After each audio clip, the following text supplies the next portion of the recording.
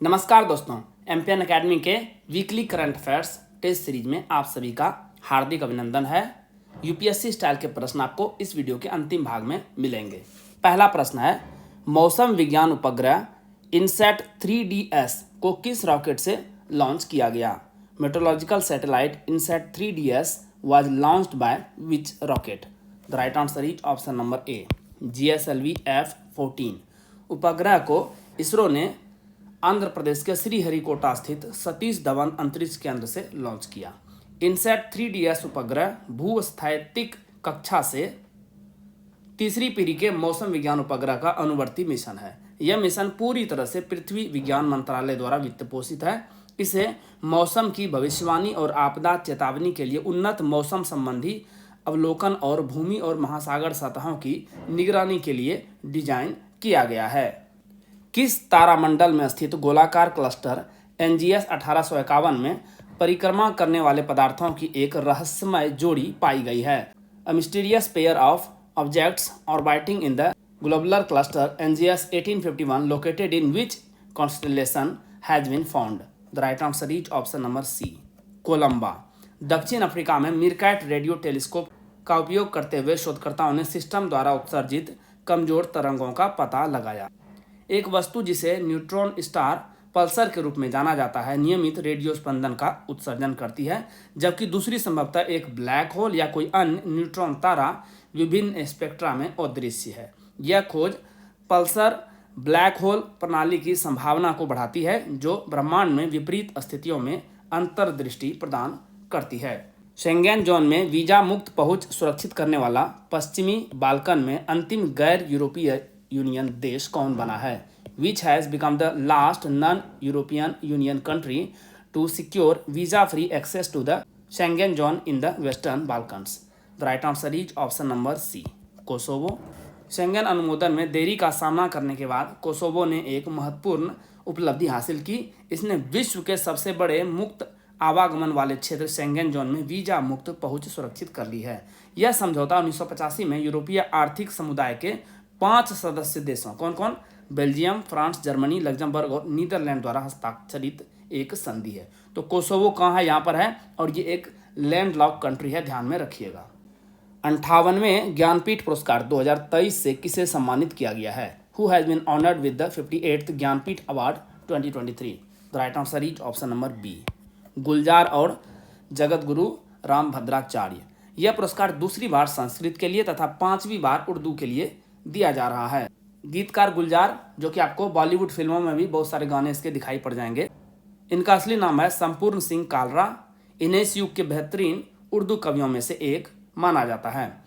जबकि जगत गुरु रामभद्राचार्य संस्कृत के हैं। ये चित्रकूट में तुलसी पीठ के संस्थापक हैं। हेनले पासपोर्ट इंडेक्स 2024 में भारत की रैंक क्या है? What is India's rank in the Henley passport index 2024? The right answer is option number C, 85वीं रैंक है। इस रैंकिंग में 6 देश France, Germany, Italy, Spain, Japan और सिंगापुर सबसे ताकतवर पासपोर्ट वाले देश बनकर उभरे हैं। इन 6 देशों के वीजा धारक पूरी दुनिया में 194 देशों में वीजा मुक्त यात्रा कर सकते हैं। भारत पिछली रैंकिंग की तुलना में एक स्थान नीचे फिसलकर 85वें रैंक पर आ गया है, लेकिन इस बार भारत के वीजा मुक्त गंतव्यों की संख्या में इजाफा हुआ है। अब यह संख्या बढ़ करके कितना हो गया है? 62। यदि आप 70वीं बीपीएससी परीक्षा के करंट अफेयर्स का PDF प्राप्त करना चाहते हैं तो इसके बारे में जानकारी यहाँ दी जा रही है। लेकिन आइए इससे पहले जानते हैं कि एमपीएन एकेडमी ऐप ही क्यों? क्योंकि दोस्तों हमने करके दिखाया है। 2020 से लेकर के 2022 तक सिर्फ करंट अफेयर्स का PDF कोर्स ही एमपीएन एकेडमी ऐप पर उपलब्ध था, जिसमें हर एग्जाम में लगभग 30 प्रश्न टैली हुए हैं। आप वीडियो पॉज करके देख सकते हैं सभी एग्जाम्स की डिटेल। 68वीं और 69वीं बीपीएससी के लिए, जो कि 2023 में आयोजित किया गया था, diamond static GK test series भी प्रोवाइड किया गया करंट अफेयर्स के अलावा। और 30 से बढ़कर के ये टैली चला गया है 45। और इस बार 70वीं बीपीएससी के लिए हमने NCERT का कोर्स लॉन्च किया है। और असली धमाका होगा 2024 में। तीनों कोर्स मिलाकर के 70वीं बीपीएससी में हमारा टैली का टारगेट है 120, यानी 150 में से 120 प्रश्न टैली करना है और सिलेक्शन को पक्का करना है। दोस्तों, इन एग्जाम्स में एमपीएन एकेडमी ऐप से टैली किए गए सारे प्रश्नों की पूरी डिटेल वीडियो के रूप में आपको टेलीग्राम पेज पर मिल जाएगी। साल भर का करंट अफेयर्स आप केवल 18 घंटे में रिवाइज कर पाएंगे। क्या क्या मिलेगा आपको? 3 तरह के कंटेंट मिलेंगे। वीकली करंट एमसीक्यूज नेशनल और इंटरनेशनल का, एक पीडीएफ को रिवाइज करने में 6 मिनट का समय लगेगा। कुल 50 पीडीएफ के लगभग आपको साल भर में प्रोवाइड किया जाएगा, तो 5 घंटे में इसे आप रिवाइज कर पाएंगे। मंथली करंट अफेयर्स के शॉर्ट नोट्स नेशनल और इंटरनेशनल के 12 पीडीएफ मिलेंगे, हर एक महीने का एक पीडीएफ। एक पीडीएफ को रिवाइज करने में 30 मिनट का समय लगेगा, कुल 6 घंटे में इसे रिवाइज कर लेंगे। और बिहार मंथली करंट अफेयर्स के 14 पीडीएफ आपको मिलेंगे, जिसमें बजट और इकोनॉमिक सर्वे यहाँ भी प्रोवाइड किया जाएगा और यहाँ भी। एक पीडीएफ को रिवाइज करने में 30 मिनट, कुल 7 घंटे। इस प्रकार से 18 घंटे में साल भर का करंट अफेयर्स आप एक बार रिवाइज कर पाएंगे। एमपीएन एकेडमी ऐप पर 2 प्रकार के टेस्ट सीरीज आपको मिलेंगे। एक है एनसीईआरटी टेस्ट सीरीज, बिल्कुल न्यू बीपीएससी और यूपीएससी स्टाइल वाले एमसीक्यूज आपको मिलेंगे। टोटल 36 सेट मिलेगा आपको, क्लास वाइज और सब्जेक्ट वाइज, और एक टेस्ट में प्रश्नों की संख्या रहेगी 100। दूसरा टेस्ट है diamond static GK test series, whole syllabus का टेस्ट आपको मिलेगा। एक टेस्ट में 120 प्रश्न रहेंगे और सेट की संख्या रहेगी 25। दोनों टेस्ट सीरीज आपको निगेटिव मार्किंग के साथ उपलब्ध है। आपको 70वीं बीपीएससी प्रारंभिक परीक्षा के ये पीडीएफ और टेस्ट सीरीज मिलेगा कैसे? गूगल प्ले स्टोर पर एमपीएन एकेडमी टाइप कीजिए, इस तरह का लोगो दिखेगा, ऐप को इंस्टॉल कीजिए। ओटीपी देने के बाद ऐप खुलेगा। स्टोर सेक्शन में नीचे चले जाइएगा, वहां पर आपको कोर्सेस मिलेंगे। 3 प्रकार के कोर्सेस उपलब्ध हैं। करंट अफेयर्स पीडीएफ कोर्स 70वीं बीपीएससी के लिए, टेस्ट सीरीज 2 प्रकार के एनसीईआरटी और diamond static GK test series. Course पर क्लिक करते ही नीचे पेमेंट का लिंक मिलेगा।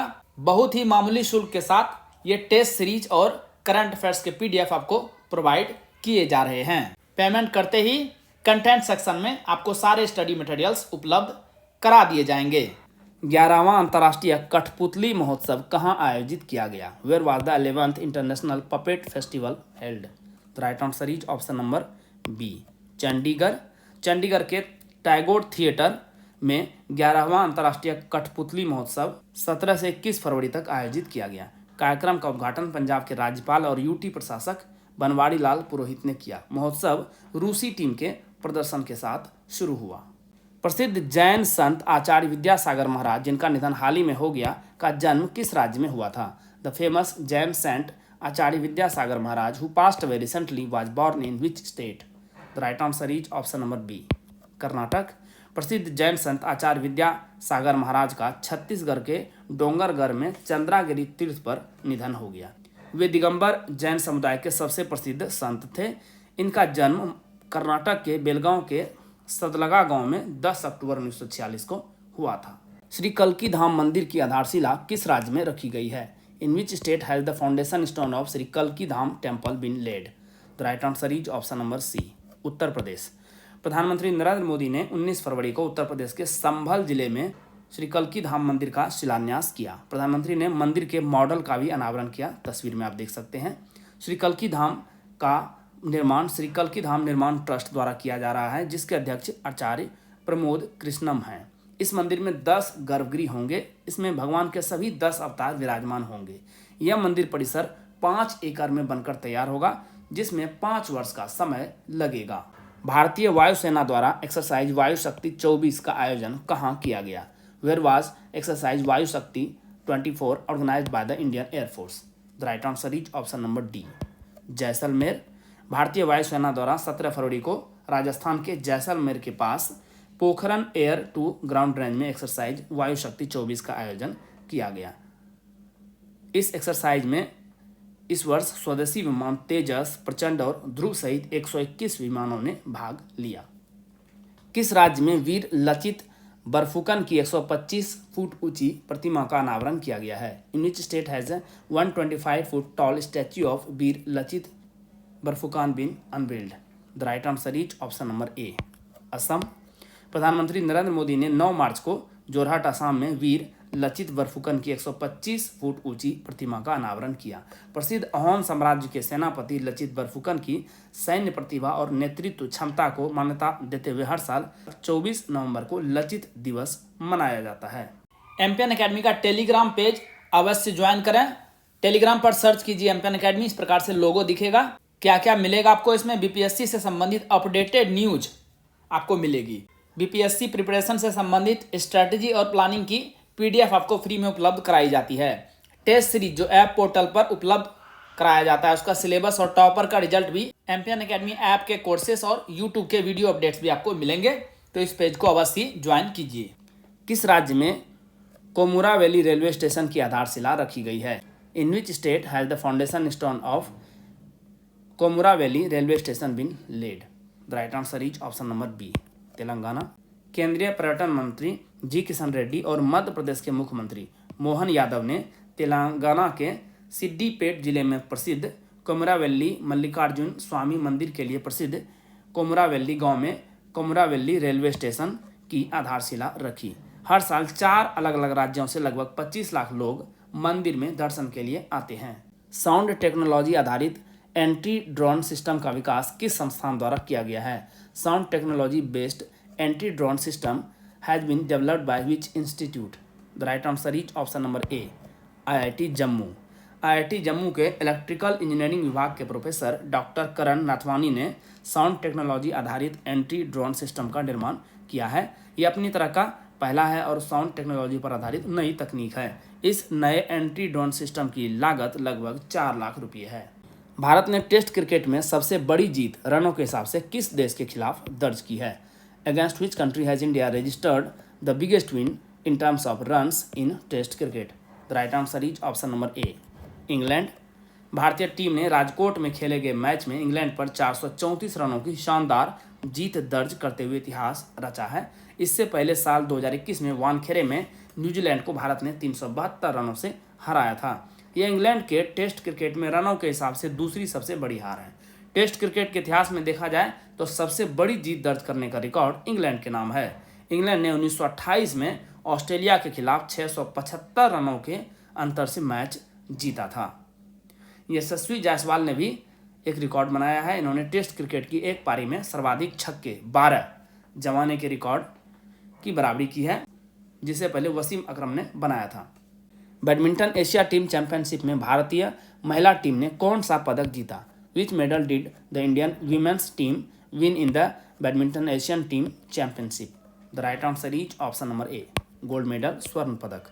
भारतीय महिला टीम ने मलेशिया के शाह आलम में आयोजित फाइनल में थाईलैंड को 3-2 से हराकर बैडमिंटन एशिया टीम चैंपियनशिप 2024 में ऐतिहासिक स्वर्ण पदक जीता। पीवी सिंधु, ट्रिशा जॉली, गायत्री गोपीचंद और खरब ने अपने अपने मैच जीतकर भारत को बढ़त दिलाई थी।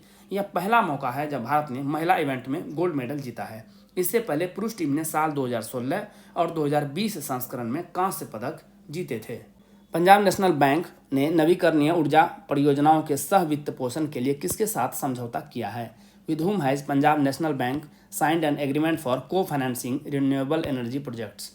The right answer is option number C, IREDA. भारतीय नवीकरणीय ऊर्जा विकास एजेंसी लिमिटेड इरेडा और पंजाब नेशनल बैंक PNB ने देश भर में नवीकरणीय ऊर्जा पाल को आगे बढ़ाने के उद्देश्य से एक समझौता ज्ञापन MOU पर हस्ताक्षर किए हैं।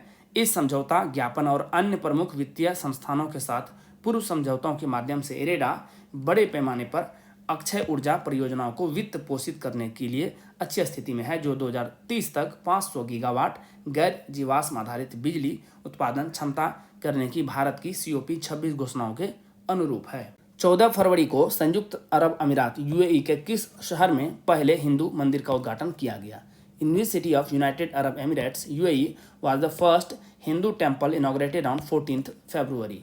The right answer is option number D, Abu Dhabi. PM Modi ने खाड़ी देश संयुक्त अरब अमीरात की राजधानी आबू धाबी में पहले हिंदू मंदिर का उद्घाटन किया।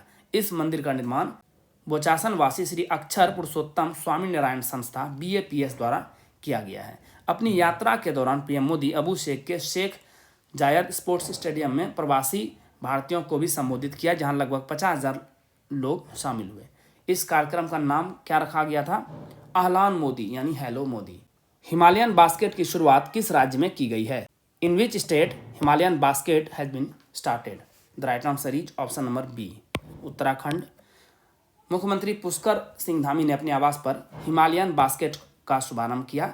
इसकी शुरुआत वैसे 2018 में ही सुमित और स्नेहा थपलियाल ने की थी। इसके तहत दूध, हल्दी और पुदीना जैसे कृषि उत्पाद खरीदे जाते हैं और इनसे अलग अलग उत्पाद बनाकर विदेशों में सप्लाई किए जाते हैं। बहुराष्ट्रीय सैन्य अभ्यास शांति प्रयास 4 का आयोजन किस देश में किया गया? In which state was the multinational military exercise Shanti Prayas 4 organised? The right answer is option number B, Nepal में। काठमांडू में आयोजित इस कार्यक्रम में संयुक्त राष्ट्र शांति मिशन में शामिल 19 देशों के सेना प्रतिनिधि शामिल थे, जिन्होंने वैश्विक शांति और सुरक्षा के लिए सहयोगात्मक समर्पण पर जोर दिया। प्रधानमंत्री पुष्प कमल दहल प्रचंड ने 2 सप्ताह तक चलने वाले इस सैन्य अभ्यास का उद्घाटन किया। नेपाली सेना और अमेरिकी इंडो पैसिफिक कमांड द्वारा सह आयोजित इस अभ्यास ने नेपाल और यूएसए के बीच मजबूत सैन्य सहयोग पर प्रकाश डाला। एशियाई इंडोर एथलेटिक्स चैंपियनशिप 2024 पदक तालिका में भारत किस स्थान पर रहा? What is India's rank in the Asian indoor athletics championship 2024 medal table? The right answer is option number C, तीसरा स्थान। 4 स्वर्ण पदक और 1 रजत के साथ भारत एशियाई इंडोर एथलेटिक चैंपियनशिप 2024 पदक तालिका में तीसरे स्थान पर रहा। कुल 5 मेडल भारत ने जीते। इसकी लिस्ट आप यहाँ पर देख सकते हैं।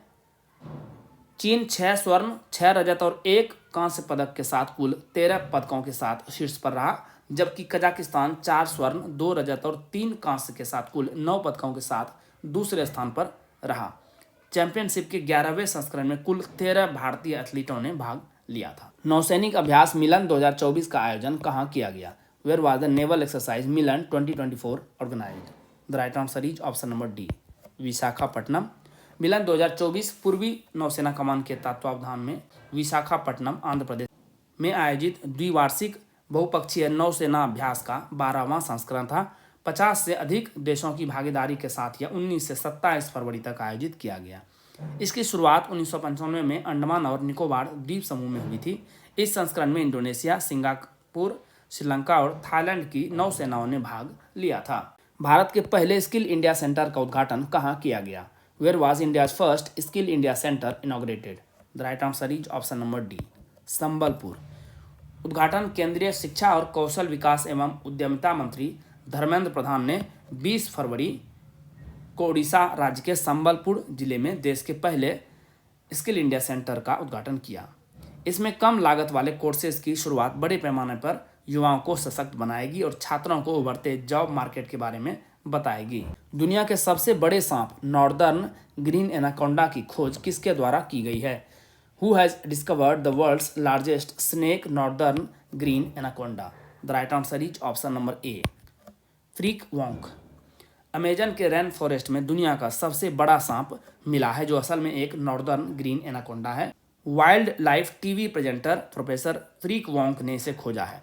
सांप का साइज देखेंगे तो 26 फीट यह लंबा है और 200 किलो का वजनी यह सांप है। सांप का जो सिर है वो इंसानी सिर जितना बड़ा है, शरीर किसी कार के टायर जितना चौड़ा है।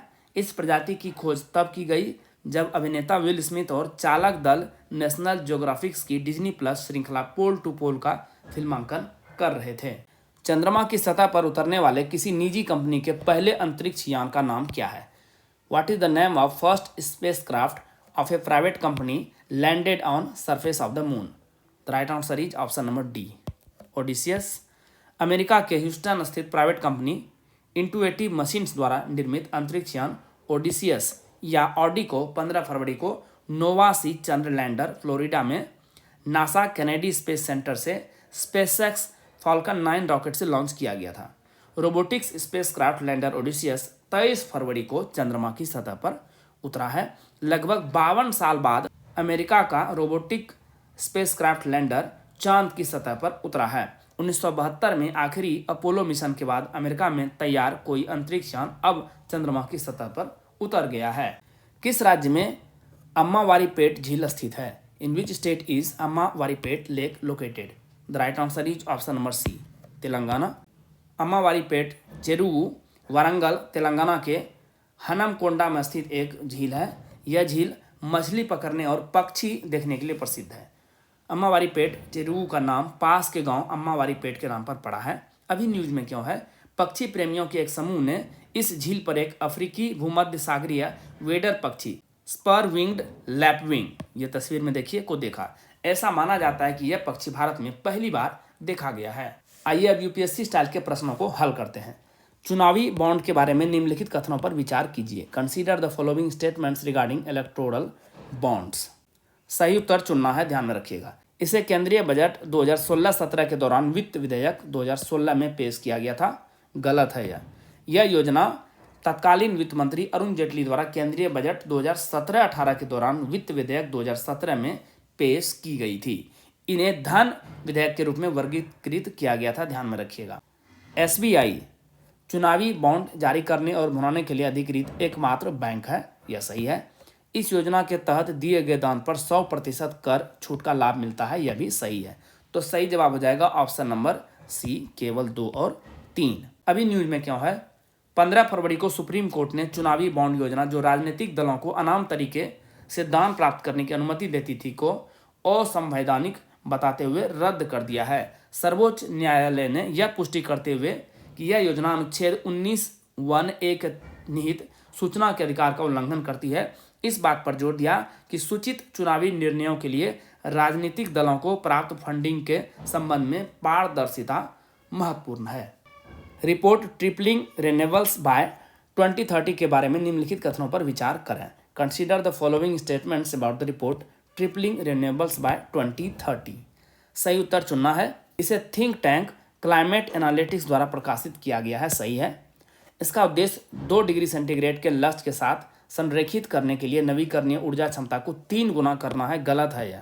इस रिपोर्ट के अनुसार पेरिस समझौते में निर्धारित 2 डिग्री सेंटीग्रेड नहीं बल्कि 1.5 डिग्री सेंटीग्रेड लक्ष्य के साथ संरेखित करने के लिए वैश्विक नवीकरणीय ऊर्जा क्षमता को वर्ष 2022 के स्तर से 3.4 गुना अधिक यानी वर्ष 2030 तक 11.5 टेरावाट तक बढ़ाने की आवश्यकता है। तो सही जवाब हो जाएगा ऑप्शन नंबर ए, केवल 1 सही है। पक्षकारों का सम्मेलन COP28 में विभिन्न देशों की सरकारों ने वर्ष 2030 तक वैश्विक नवीकरणीय क्षमता को 3 गुना करने पर सहमति व्यक्त की थी। विधि विरुद्ध क्रियाकलाप निवारण अधिनियम UAPA के बारे में निम्नलिखित कथनों पर विचार करें। Consider the following statements about unlawful activities prevention act UPA। गलत उत्तर चुनना है, ध्यान में रखिएगा। इसे पहली बार 2008 में अलगाववादी आंदोलनों और राष्ट्र विरोधी गतिविधियों से निपटने के लिए अधिनियमित किया गया था। गलत है यह। इसे पहली बार 1967 में अधिनियमित किया गया था अलगाववादी आंदोलनों और राष्ट्र विरोधी गतिविधियों से निपटने के लिए। इस अधिनियम के तहत किसी व्यक्ति को गिरफ्तार किए जाने पर जमानत नहीं दी जाती है। गलत है यह। जमानत लगभग असंभव है लेकिन पूरी तरह से असंभव नहीं है, तो यह गलत हो गया। इसमें सर्वोच्च सजा के रूप में मृत्युदंड और आजीवन कारावास का प्रावधान है, यह सही है। तो गलत उत्तर कौन सा हो जाएगा? केवल 1 और 2 गलत उत्तर होगा। अभी न्यूज में क्या है, हाल ही में सर्वोच्च न्यायालय द्वारा कथित खालिस्तान मॉड्यूल में शामिल एक आरोपी को यह कहते हुए जमानत देने से इनकार कर दिया कि जमानत नियम है, जेल अपवाद है, और यह UPA से संबंधित था। जूट उत्पादन के बारे में निम्नलिखित कथनों पर विचार करें। Consider the following statements about jute production. सही उत्तर चुनना है, ध्यान में रखिएगा। इसके उत्पादन के लिए काली मिट्टी की आवश्यकता होती है। नहीं, काली मिट्टी की नहीं बल्कि इसके लिए जलोढ़ मिट्टी की आवश्यकता होती है, यानी एल्यूवियल सॉइल। भारत विश्व के कुल जूट उत्पादन में 70% का योगदान देता है, सही है। भारत में लगभग 73% जूट उद्योग का केंद्र पश्चिम बंगाल है, यह भी सही है। तो सही जवाब हो जाएगा ऑप्शन नंबर सी, केवल 2 और 3। जूट की कृषि 3 राज्यों पश्चिम बंगाल, असम और बिहार में केंद्रित है, जो उत्पादन का 99% हिस्सा है। अभी न्यूज में क्यों है, श्रम, वस्त्र और कौशल विकास पर अस्थायी समिति ने जूट उद्योग के विकास तथा संवर्धन पर अपनी 53वीं रिपोर्ट प्रस्तुत की। वित्तीय वर्ष 2022-23 में जूट से निर्मित वस्तुओं के उत्पादन में कुल 12,46,500 मीट्रिक टन के साथ महत्वपूर्ण वृद्धि हुई है और निर्यात रहा लगभग 1,77,270 मीट्रिक टन, जो कुल उत्पादन का कितना है, 14% है। यह वर्ष 2019-20 के निर्यात के आंकड़ों की तुलना में देखेंगे तो 56% की उल्लेखनीय वृद्धि दर्शाता है। CMS COP14 के बारे में निम्नलिखित कथनों पर विचार करें। Consider the following statements about CMS COP14। सही उत्तर चुनना है। CMS एक संयुक्त राष्ट्र पर्यावरण कार्यक्रम के तहत एक अंतर सरकारी संधि है जिसे बॉन कन्वेंशन के नाम से जाना जाता है। बिल्कुल सही है यह। इसका संबंध वन्य जीवों की प्रवासी प्रजातियों के संरक्षण से है, यह भी सही है। बैठक का आयोजन बिश्केक किर्गिस्तान में किया गया नहीं, वन्य जीवों की प्रवासी प्रजातियों के संरक्षण पर अधिसमय CMS-14 के लिए कॉन्फ्रेंस ऑफ पार्टीज यानी कॉप की 14वीं बैठक का आयोजन समरकंद उज्बेकिस्तान में किया गया, बिश्केक किर्गिस्तान में नहीं। तो सही जवाब क्या हो जाएगा? ऑप्शन नंबर बी, केवल 1 और 2 सही है। बैठक में पक्षकारों ने 14 प्रवासी प्रजातियों के संरक्षण के संबंध में लिस्टिंग यानी सूचीबद्धता प्रस्तावों को अपनाने पर सहमति जताई है। दोस्तों, जैसा कि बताया गया है, इस वीडियो लेक्चर का PDF आपको हिंदी और इंग्लिश दोनों भाषाओं में फुल डिस्क्रिप्शन के साथ अलग अलग एमपीएन अकेडमी ऐप पर प्राप्त होगा। दोस्तों, इन PDF के सारे आप इस वीडियो लेक्चर को आसानी से 5 से 6 मिनट में रिवाइज कर पाएंगे, जिससे आपका बहुत सारा समय बचेगा, जिसे आप स्टैटिक पोर्शन पर खर्च कर सकते हैं और अपने टाइम को बेटर मैनेज कर सकते हैं। चलिए अंतिम प्रश्न को हल करते हैं। आई ऑन्कोलॉजी AI प्रोजेक्ट के बारे में निम्नलिखित कथनों पर विचार कीजिए। Consider the following statements about I oncology AI project. दोस्तों, एमपीएन अकेडमी ऐप का लिंक आपको इस वीडियो के डिस्क्रिप्शन बॉक्स और पिन कमेंट सेक्शन में प्रोवाइड करा दिया जा रहा है। सही उत्तर चुनना है। यह मॉडल हड्डी के उपचार के संबंध में निर्णय लेने में सहायता करेगा। गलत है यह। ऑन्कोलॉजी कैंसर से संबंधित होता है। यह एम्स दिल्ली और CDAC पुणे तथा इलेक्ट्रॉनिकी और सूचना प्रौद्योगिकी मंत्रालय के संयुक्त प्रयासों द्वारा विकसित किया गया है। सही है। तो सही जवाब हो जाएगा ऑप्शन नंबर बी, केवल 2 सही है। इसका उद्देश्य AI का उपयोग कर कैंसर के उपचार की सटीकता और प्रभावकारिता बढ़ाना और साथ ही आनुवंशिक प्रोफाइल, नैदानिक इतिहास और उपचार परिणामों को शामिल करने वाले व्यापक डेटाबेस का विश्लेषण कर आनुवंशिकी तथा कैंसर चिकित्सा की जटिल परस्पर क्रिया को उजागर करना है।